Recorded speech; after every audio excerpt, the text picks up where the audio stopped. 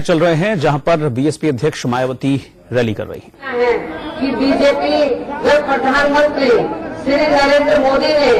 अब तक केवल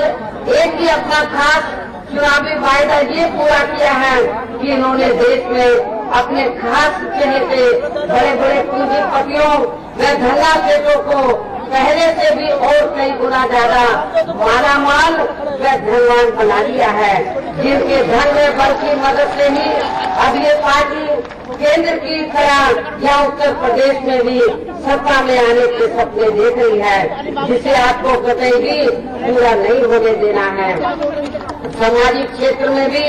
केंद्र की वर्तमान भाजपा सरकार ने अपनी हीन व जातिवादी मानसिकता के चलते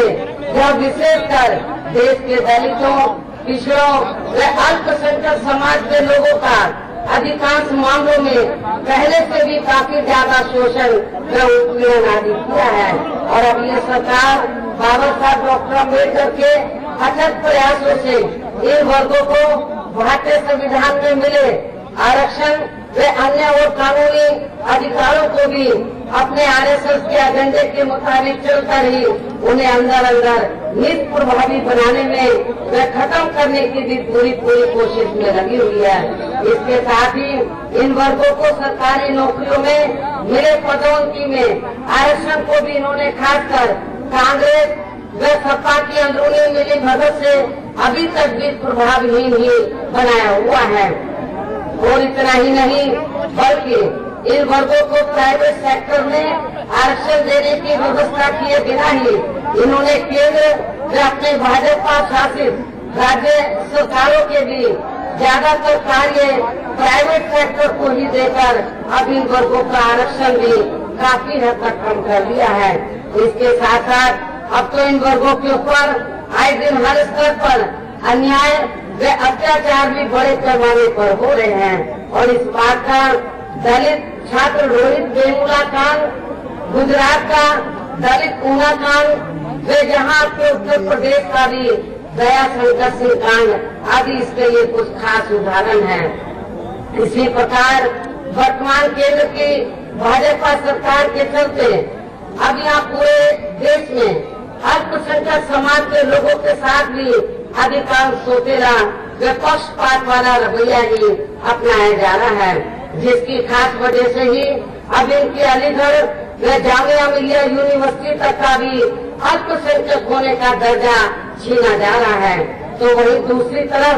बीजेपी व इनकी केंद्र की सरकार द्वारा इनके खासकर मुस्लिम पर्सनल लॉ, 3 तलाक व कॉमन सिविल कोड आदि में जो दखल देने की कोशिश की जा रही है, तो ये भी अति चिंता की बात है, जिससे हमारी पार्टी कतई भी सहमत नहीं है। इसके साथ ही अब ये लोग अपने जान माल व मजहब की सुरक्षा को भी लेकर हमेशा चिंतित व दहशत में ही बने रहते हैं। और इतना ही नहीं बल्कि अब तो पूरे देश में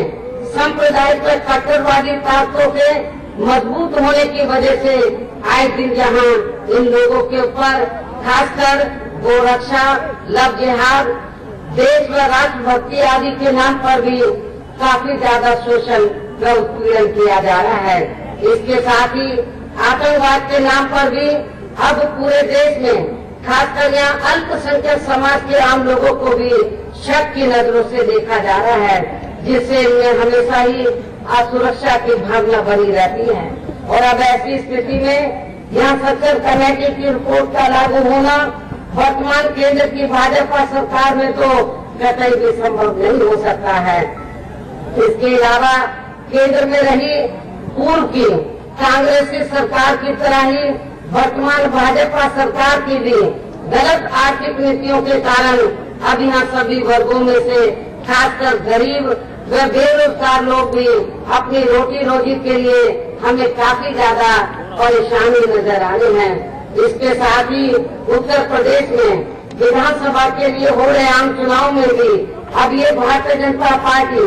यहाँ प्रदेश में विकास कार्यों को व कानून व्यवस्था को भी लेकर जो बड़ी बड़ी बातें कर रही है, तो इस मामले में भी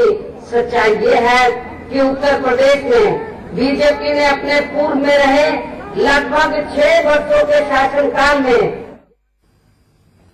और फिलहाल एक ब्रेक।